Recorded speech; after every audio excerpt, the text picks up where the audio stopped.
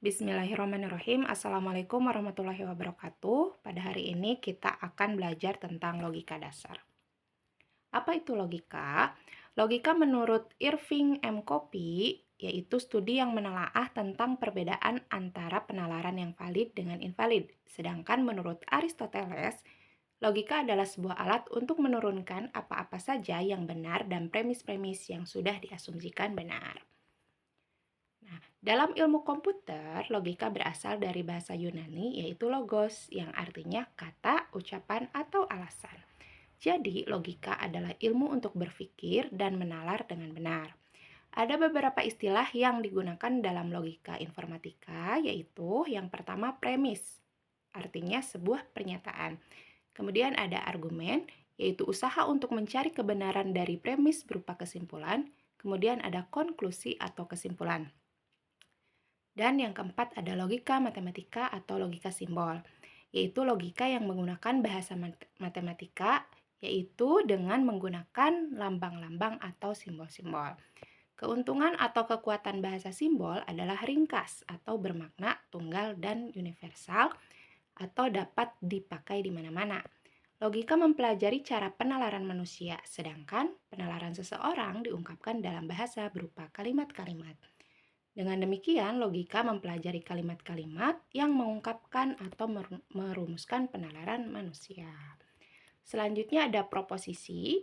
Proposisi yaitu suatu kalimat deklaratif yang bernilai benar atau salah, tetapi tidak keduanya. Nilai benar atau salah suatu proposisi disebut nilai kebenaran pernyataan tersebut. Nilai kebenaran bergantung pada realitas. Proposisi dikelompokkan menjadi dua, yaitu ada proposisi sederhana dan proposisi majemuk. Proposisi sederhana yaitu tidak mengandung kata hubung, sedangkan proposisi majemuk itu terdiri atas satu atau lebih pernyataan sederhana yang dihubungkan dengan kata hubung. Pernyataan yang benar dikatakan mempunyai nilai kebenaran, B. Kemudian pernyataan yang salah dikatakan mempunyai nilai kebenaran salah. Simbolisasi logika. Logika disimbolkan dengan huruf kecil, contohnya P, Q, R, P1, P2, dan seterusnya hingga Pn. Ini mewakili proposisi sederhana subjek, predikat, objek, dan keterangan atau SPOK. Semisal Andi makan, sepatu biru, dan sebagainya. Sedangkan operator itu bisa kita simbolkan sebagai berikut ya. Ini ada negasi dan atau kemudian ada panah 1 ke kanan dan panah 2 kiri kanan gitu.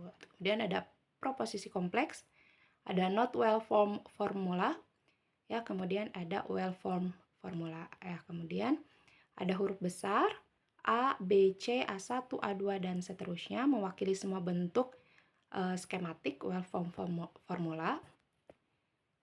Dan selanjutnya kita akan masuk ke logika matematika. Nah, logika matematika nanti kita akan belajar tentang negasi atau ingkaran. Ada operator logika, ada nilai kebenaran, ada converse, inverse, dan kontraposisi, dan lain sebagainya. Apa itu negasi? Negasi adalah pengingkaran terhadap nilai kebenaran suatu pernyataan. Ingkaran P atau tidak P ya disimbolkan seperti ini ya, bisa dibaca tidak P atau ingkaran P.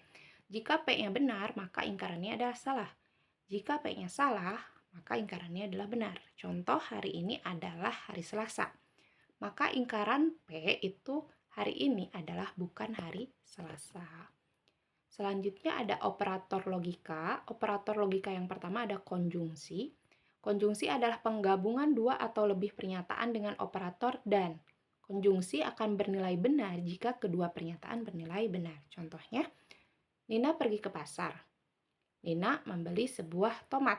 Nina pergi ke pasar kita simbolkan sebagai P. Kemudian Nina membeli sebuah tomat kita simbolkan sebagai Q. Ya, pernyataan konjungsinya adalah Nina pergi ke pasar dan Nina membeli sebuah tomat. Disimbolkan P dan Q. Kemudian ada operator logika yang berikutnya yaitu disjungsi. Disjungsi adalah penggabungan dua atau lebih pernyataan dengan operator atau. Disjungsi akan bernilai salah jika kedua pernyataan bernilai salah. Contoh P, Nina pergi ke pasar. Q, Nina membeli sebuah tomat. Pernyataan disjungsinya adalah Nina pergi ke pasar atau Nina membeli sebuah tomat, disimbolkan sebagai P atau Q. Selanjutnya, operator logika yang selanjutnya yaitu ada implikasi. Implikasi adalah penggabungan dua atau lebih pernyataan dengan operator jika maka. Implikasi akan bernilai salah jika pernyataan satu benar dan pernyataan dua salah. Contoh, P. Nina pergi ke pasar. Q. Nina membeli sebuah tomat. Pernyataan implikasinya adalah jika Nina pergi ke pasar, maka Nina membeli sebuah tomat. Disimbolkan sebagai berikut. Dibaca jika P maka Q. Selanjutnya, operator logika yang selanjutnya yaitu ada biimplikasi. Adalah penggabungan dua atau lebih pernyataan dengan operator jika dan hanya jika. Biimplikasi akan bernilai benar jika kedua pernyataan sama-sama benar atau sama-sama salah atau kembar. Contoh, P. Nina pergi ke pasar. Q. Nina membeli sebuah tomat. Pernyataan biimplikasi adalah Nina pergi ke pasar jika dan hanya jika Nina membeli sebuah tomat. Disimbolkan sebagai berikut, dibaca jika P, dibaca P jika dan hanya jika Q. Harusnya seperti itu ya.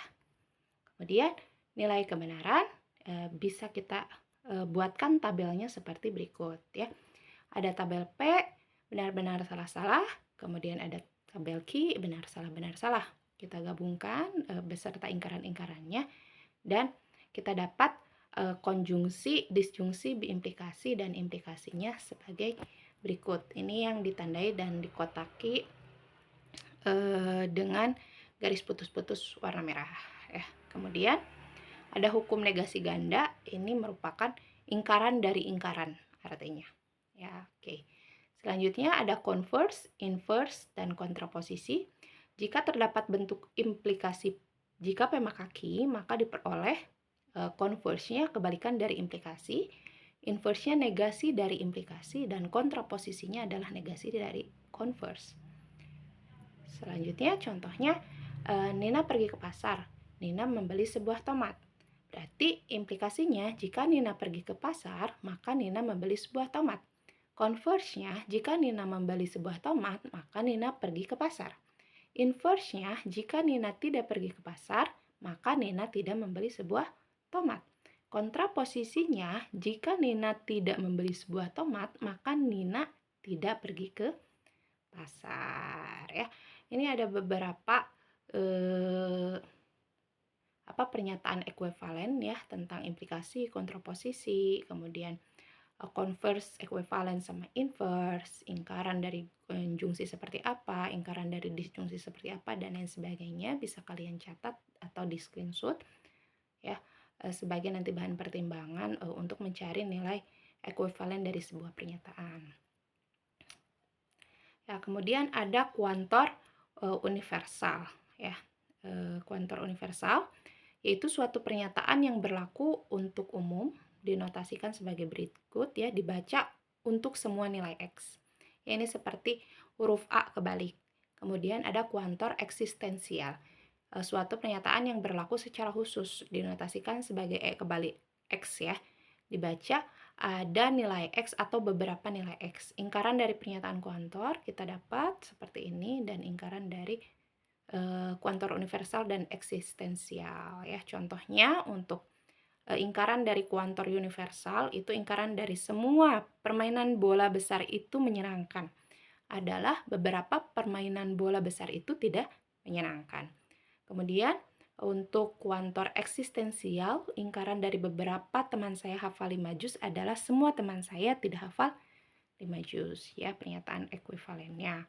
Nah, cukup sekian pembelajaran hari ini dari logika dasar. Semoga bermanfaat.